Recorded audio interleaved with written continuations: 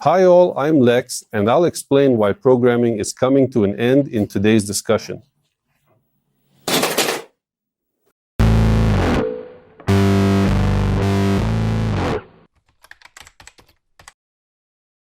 Today's issue will be more of an overview, in which I will try to reflect on the topic of what awaits programming in the near and not so near future, in connection with the fact that today is the era of artificial intelligence, so-called.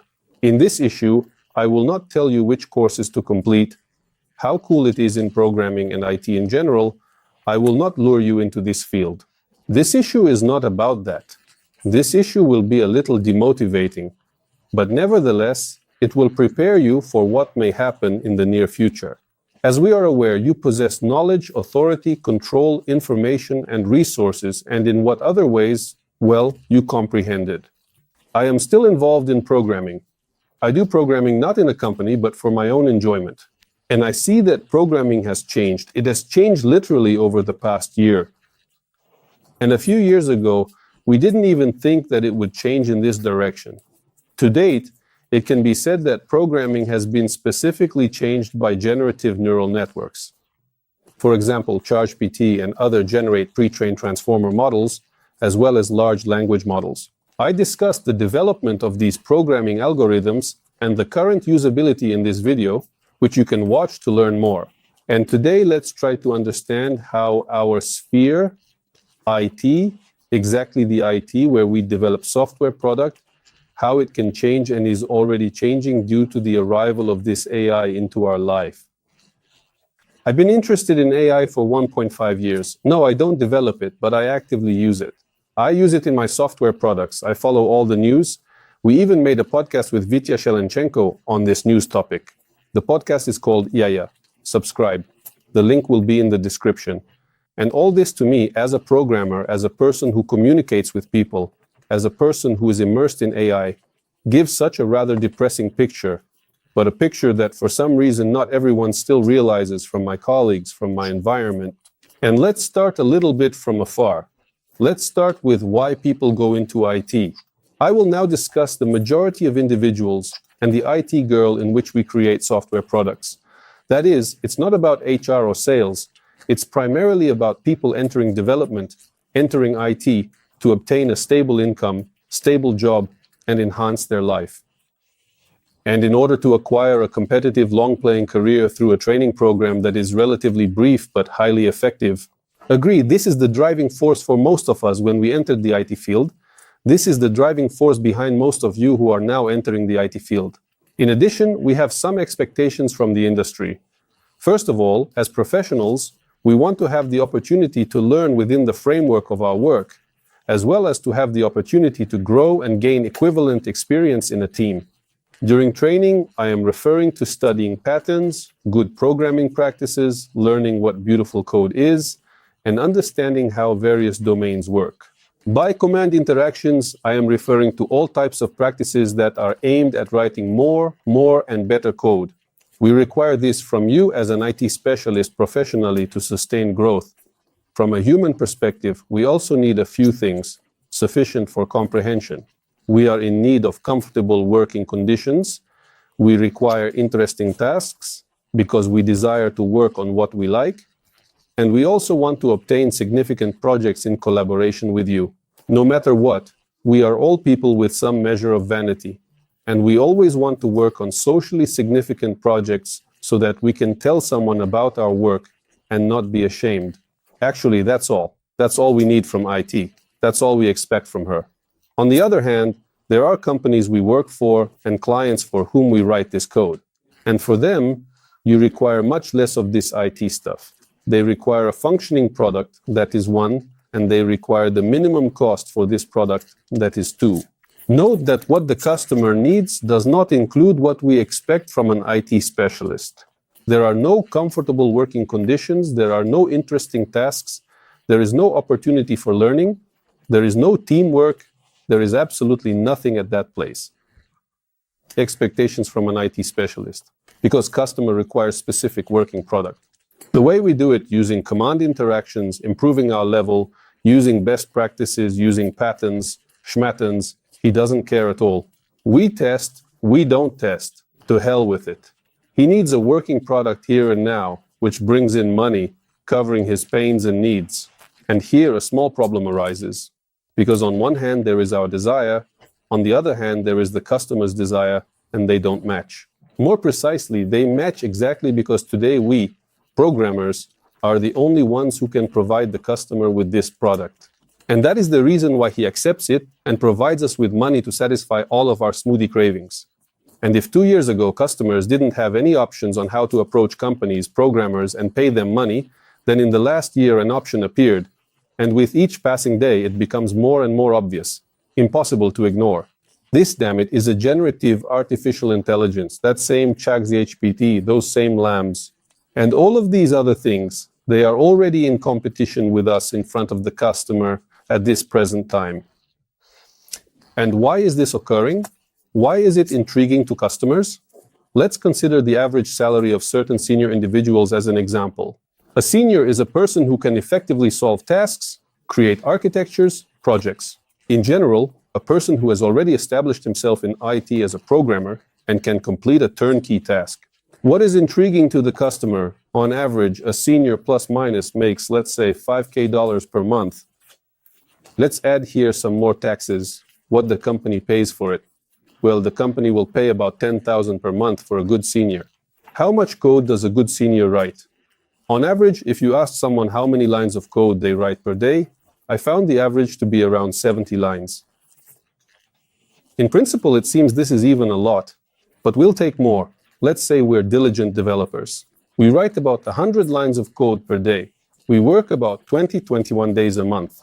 It transpires that we divide $10,000 by 20 days within the span of a month.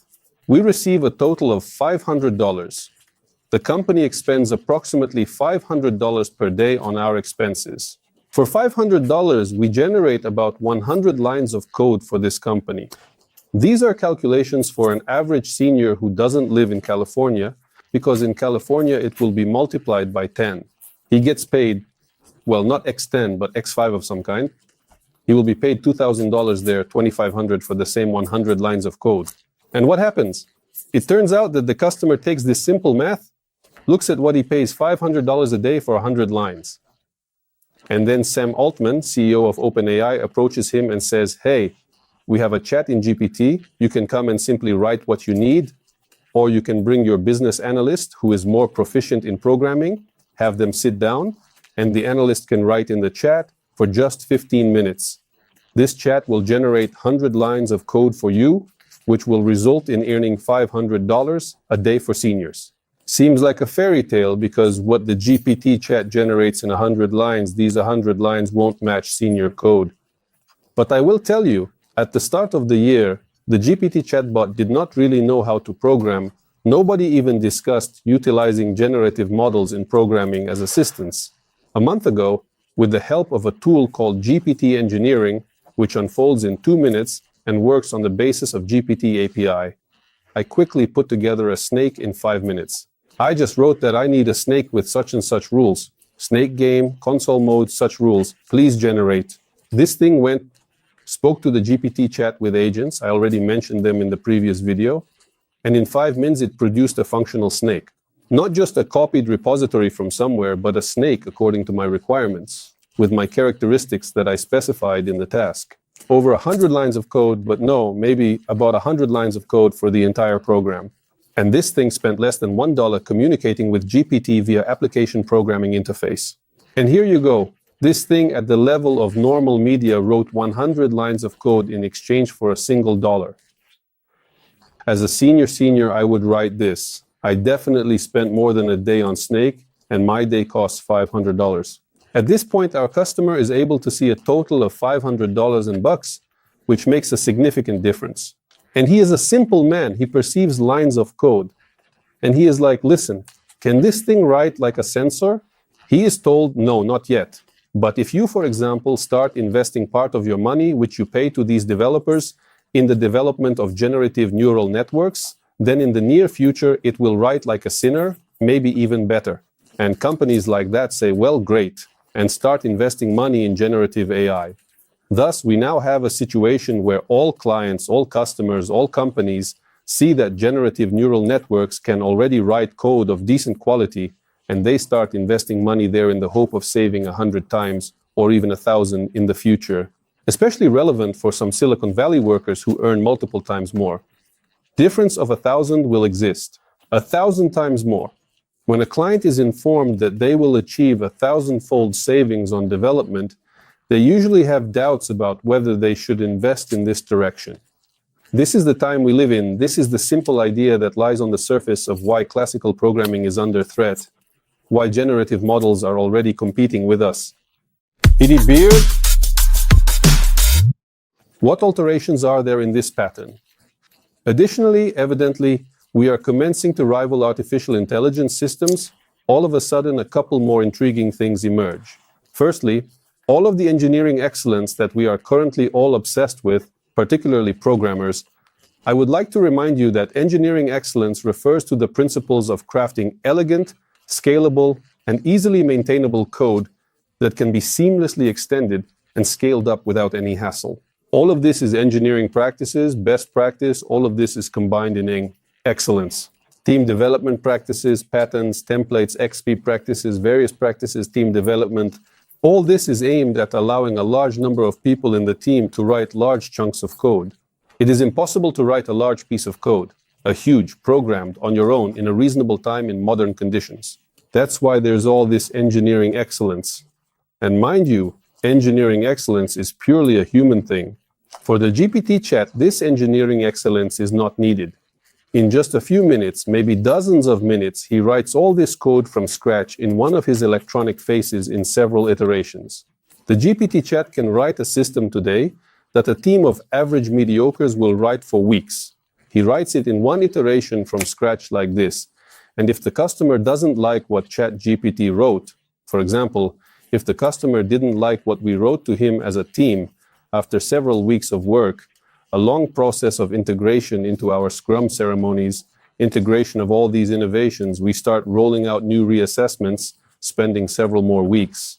What does ChatGPT do at this time? He just says, press the generate button. I will generate a completely new version for you in 2 minutes, according to all your new desires. What will the customer choose? To fuck your head for a few weeks with team development and pay them even more money, or press the generate button a couple of dozen times and in half an hour get the option you need? This is the future. This is the future, already the present, with small programs. For example, there's a snake, Angry Birds. Maybe someone among you heard Angry Birds was rewritten using neural networks. This is done like this. You write the parts you need, generate, generate, generate, insert, run. That is it. Approximately how we installed software in our childhood. Further, further, further, done. All the same here. And of course, customers see this and they will choose it. Therefore, all engineering excellence is human, and it doesn't work when applied to AI. It goes to hell. And here, when you grasp this, you realize the magnitude of engineering excellence, the extent of all these best practices in programming being overrated. When they were invented, they were extremely significant. Nobody anticipated that something non-human would take our place. But when we realized AI can handle our tasks, when we understand it now, we understand all engineering excellence is unnecessary decoration. When ChatGPT 5 replaces us in version 6 or 7, all our skill in working with teams, all our skill in understanding where which pattern can be applied, and where which pattern we see in the code, it will go to hell. Someone here will say, well, how beautiful the code should be. It should be extensible there. It should be readable. The neural network generates nonsense, making it impossible to derive any meaning. No need to dismantle it. No one will employ software developers to comprehend the content generated by the neural network. The neural network writes code. If this code meets requirements and runs, that's it. It's going to production. No need to check it. No patterns needed to be applied there. The neural network can write any spaghetti code, even duplicate the same variable name 1,000,000 times, make the scariest mistake out of everything possible, write everything on singletons, but if this program is written in a few minutes, for a few dollars, and meets the requirements, and the requirements may be different. For example, the requirements may be that you should run on such and such hardware. Work there without breaks for weeks. ChargePT understands this, working on the architecture for it. If he was told program shouldn't leak, he won't use it there, won't do everything on singletons, or wrap everything in classes to ensure no leaks occur. But he'll do it his way. not engineering excellence, language incomprehensible to programmers. Programmers will walk around and shout, "It's all bad code, how can you use it?" And the customer will be there to say, "You're bad code. Haven't seen this code. Program works, we're satisfied. Goodbye, see you." But how is it possible? These same programs that artificial intelligence writes, they will be buggy. They will sometimes do things they are not prepared for. We, programmers, write this code. We do only what we were told. And these programs generate something inside that is unclear. The client doesn't give a damn if the program does what he said. He doesn't care what it will do around. The main thing is that she does what he told her to do for reasonable money. If she will critically bug, great. Customer comes, says there's a bug, please generate bug-free new version. ChatG5 generates it. Therefore, take it in that direction. These programs will be buggy, it doesn't work, they will be written exactly for what they are intended. Bugs fixed in one iteration, one click of a button. Additionally, programmers expect neural networks to write flawless code for some inexplicable reason. This is a program that does everything perfectly, so it should write perfect code. Until the neural network creates a bug-free program, it cannot be used in production. Let's go, we're coders constantly writing buggy programs with tons of bugs. That's why we have testing teams. Everyone doesn't care, programs go live, sometimes causing DB drops. Yet they still function and generate income. Neural networks will have the same expectation as humans in terms of writing 100% working code. No, why? Why should she write code better than a programmer? She should write only working software. And from here arises the most terrifying thought for us today, and the thought with which the video began. Why is programming everything? Because in the end, when customers get this desired chat interface with GPT 6, 7, 8 under the hood, which will simply provide them with the product, programming as such will no longer be necessary. No one will need to know programming at all. You will need to be able to describe your task more in the language of the domain area rather than technical language in this chat. And then, how does this chat implement this task? Hires 1 million Indians, writes spaghetti code in Lua, I don't know, uses brainfuck, deploys it in basement on servers, the client doesn't care. Since the customer is ultimately given a software product, maybe it might not even be an executable file. Maybe our content consumption will change so much that we'll all start working exclusively via chat. And, conditionally, new products will be implemented as follows. The customer comes and says, I have a company for air travel. I need to integrate the booking of tickets for my airline into the GPT chat. Please do it. GPT thinks for 120 seconds. After 120 seconds, it says, great, now your users can message me, and I will be able to book your tickets for your flights. This is what programming will look like. The code, as an artifact, will basically disappear. No one will need to look at him at all.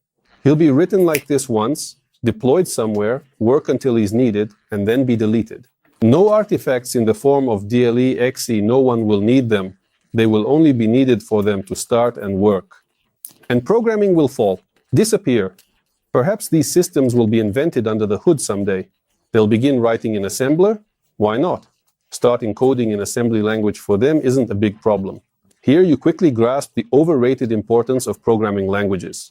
If they all convert to assembler and binary code, why do we need programming languages? Machine, no issue writing in JS or Python. She'll write on intermediate like assembly language. Class, warm or cold? Yes, we don't care. How does she write under the hood? And the customer doesn't care. That's why programming can disappear. So it turns out programming and all of us appeared to write a machine that will say, that's it, programming is no longer needed, because I will now do all the conditional programming. And this will be one of my everyday functions, tasks from my basic functions. No more programming. Now there is simply ChargePT, a tool that can create products and facilitate integrations with ease and efficiency. Does he program or not? That's already a low level. This doesn't impact you as users. This is the type of future that we can anticipate if these systems persist in their development and advancement. I'm going in 20 minutes, right after my story. When I'm already getting to the point, I'll say that these are not only my thoughts. In general, today's video is inspired by one of the new lectures at the Harvard CS50 course. I think all of you know this course. This is the most popular course in the world on ASAM programming, which is taught to Harvard students and is available to the public. This year, in this course, a lecture on large language models, i.e. generative eggs, debuted for the first.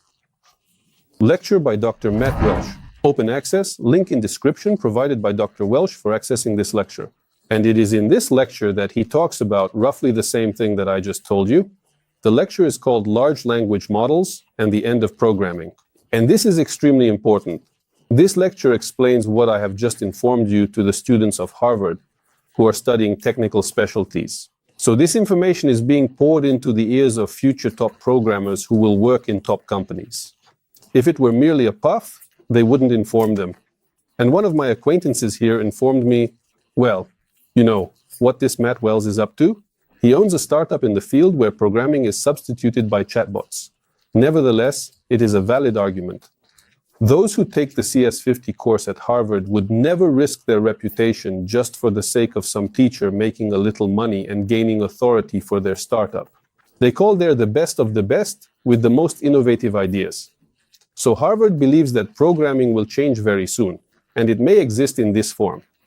Harvard is interested in this and believes in it. So if you don't believe me, you can believe Harvard University and the CS50 course and go watch the video. And this is Welshian. Let's talk a little more about criticism. Just a little. There are three main arguments that I hear from acquaintances when we discuss similar future development choices. To begin with, they express the opinion that AI will never be able to match our level of coolness in the realm of programming. And this is a fairly understandable position of people who are afraid, for example, to lose their profession or believe in the uniqueness of their knowledge. But unfortunately, all the practice of the previous year, 2023, shows that there is nothing difficult not only in programming, but also in writing music, writing paintings, writing books. In creative areas, as it turned out, there is nothing unique for them. This is an unexpected conclusion, but we have reached it. And if at the beginning of 22nd year we didn't even think that generative neural networks would be able to write any kind of reasonable code, today they already write whole programs from scratch, in the form of snakes, in the form of smart assistants that help us write code, and in the form of many other AI tools that many people already use today. I personally use at least 3 AI tools for programming, though I don't program with them daily. Just 2 years ago, it seemed like fairy tales. They would have scratched their heads if someone had told them that such systems would generate code and working code. Today, apps with fully generated neural networks are already in the App Store.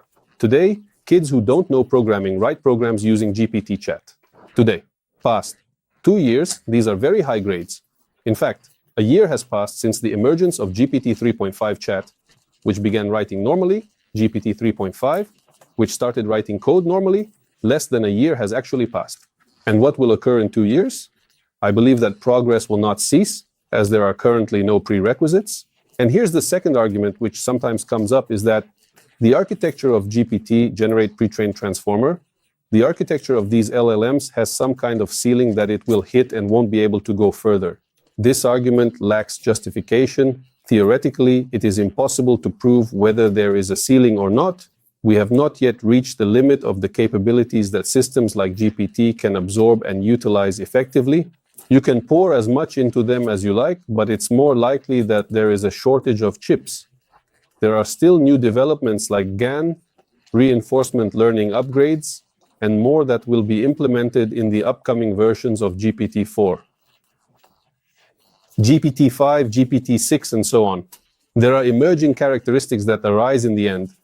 Currently, these systems operate based on trillions and trillions of parameters. Trillions of parameters comparable to synapses in our brain. In previous video, I said our computational unit in brain is neurons. I made a big mistake. No connection. Neuronal connections. Neurons have many inputs and outputs in various ways. And in our minds, they are counted in orders of magnitude somewhere in the hundreds of trillions. 4, 5, 600 trillion parameters. GPT-4 is currently running at 2 trillion. It's not far from our actual brain. And on these numbers, emergent properties arise. Emergent properties are unpredictable properties. This is like us with you, a set of atoms. If you arrange this set of atoms in the sequence like Lesha Kartinik, then this set of atoms gains the ability to shoot videos on YouTube. The atoms themselves never knew about it. but here they both lined up and learned. The same thing can happen and is actually happening with G5-like systems. The greater number of structural elements this system has, the larger number of intriguing possibilities we can find within it. Emergent neurons, which in a miraculous and unpredictable manner start learning to produce novel information, have been acknowledged and studied since the release of version 3.5. In summary, there are no requirements to indicate that the generate, retrain, transformers technology has a visible limit. There are no arguments, and there is no evidence to substantiate or refute this particular argument. And third, my favorite, it will all happen not soon. These individuals stated 5 years prior that it was all fairy tales. These individuals stated 2 years ago that it was terrible, and I will not utilize it. These people still say that they can't write code and it won't happen anytime soon. These people have already wasted their moment. They did not notice that 1 year ago a significant portion of programmers were already utilizing conditional capilot and enhancing their efficiency, and they still state that it does not work. There will always be many such people. These are dissidents, so to speak, and deniers, so it is very difficult for me to argue with them. But I can only appeal to the predictions of people in the industry who developed these systems from Google, from DeepMind, from Claude, from OpenAI. These people give us deadlines in several years, from 2 to 10 years before the invention of the so-called AGI, artificial general intelligence. That is, intelligence that is comparable to ours in a wide range of tasks. This will replace us, right like a senior. A question of multiple years in reality, without a doubt. If we do not encounter an extremely large blocker, these blockers have the potential to occur, I do not know, for instance, a worldwide war. At present, there is an ongoing war in Ukraine, as well as the conflict between Israel and Palestine. If this develops, yes, we'll get a blocker. But if we talk about technical blockers exclusively related to GPT technology, there are no such blockers. If everything continues to develop as it is developing now, then I am absolutely certain that in the next 2-3 years, we will see systems that will write like seniors. At the end, just a couple of tips on what to do, because it really seems that everything is so depressing, and in general, there is no need to go into IT, especially wives are upset that in 3 years, all the code will be written by all these systems. Forget it. Forget about programming. No. First of all, these systems will never replace all programmers. Programmers, even when these systems learn to write code, programmers will continue to exist in parallel for a long time in order to implement these systems, to close tasks in some companies that cannot afford them in terms of implementation and so on. So we will continue to exist in parallel. Therefore, I divided the advice into tips. Such short-term perspective up to 5 years and long-term perspective 5 years and beyond. So if you are already studying to be a programmer or just planning to study programming in IT, then in principle, you still have a good chance to get here, succeed in something here, earn some money. The sole rule for all, which you must accept, not rule but advice, programming is no longer stable field. If you select programming and IT as areas that will provide you with a stable life and income in the long run, then presently it is no longer the situation. Today it is already impossible to claim that programming will live for a long time, at least in the form in which we know it.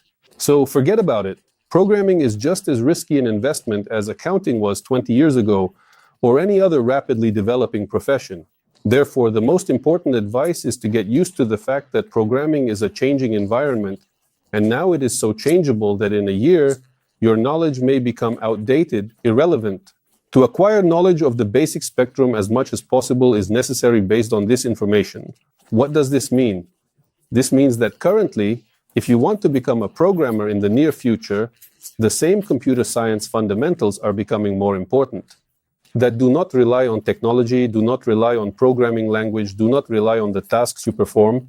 Bases, as long as programming exists, they will always be needed, they will always be in demand, and the ability to switch from a base to any field will be highly valued. This is what big corporations have been teaching us for a long time. Senior software engineer, then you should no longer be tied to a specific language. You were put on C# and you're lucky to program well. They put you on Fortran, and you have to be able to do it too, because you have the basics. And now it comes out at one of the first levels. If we want to be in demand in the next 2, 3, 4, 5 years, we need to know the basics. because the value of a specific programming language will continue to blur further and further. Right now, I don't really care what language I write in. There's no difference at all, although mainly a .NET guy. What difference does it make to me what to write on if I can go and ask someone's GPT to convert my code into any other code, or quickly learn from the programming language I need with its help? And in the future, I will even ask to write specific business tasks regardless of the language. Therefore, the value of specific narrow things like this attacks. I'm not saying she'll disappear altogether. Without a doubt, there will be 100, possibly 1,000, several thousand individuals who will be incredibly knowledgeable and proficient specialists in a specific technology. For example, there is Timur Shamsidinov in JavaScript or Ilya Klimov. They will be. But I'm talking about mass programmers now. And there are more and more mass programmers. There are millions of them. And among millions of programmers, there will be a few specialists of this kind. So we learn the basics. I would also highly recommend delving into how the software works, into its architecture, but at a very high level, so that in the future you can explain to these systems in chats at such a near technical high level how the program should function and operate effectively, ensuring optimal performance and meeting the desired objectives and requirements of the users. Without detailing in the form of code, without detailing in the form of technology selection, but at a level where the customer cannot do it because he lacks experience. Customer can't explain to GPT chat. Needs front-end and back-end for successful operation of service. And you can, because you know roughly how web applications work.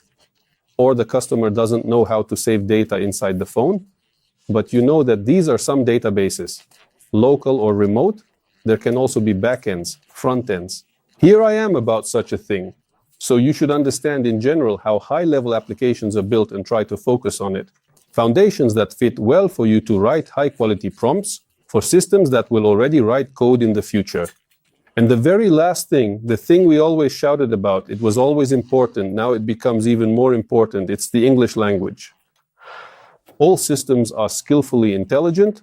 They typically perform more effectively with the English language because their training data generally consists of a significantly larger amount of English content compared to any other language. That's why we still need English, because it's more convenient and better to work with systems in English now. And we proceed to the long-term perspective. In this section, I will provide general advice, which I believe can also be advantageous for you and potentially beneficial for your children in the future. What awaits us in the perspective of 50 years?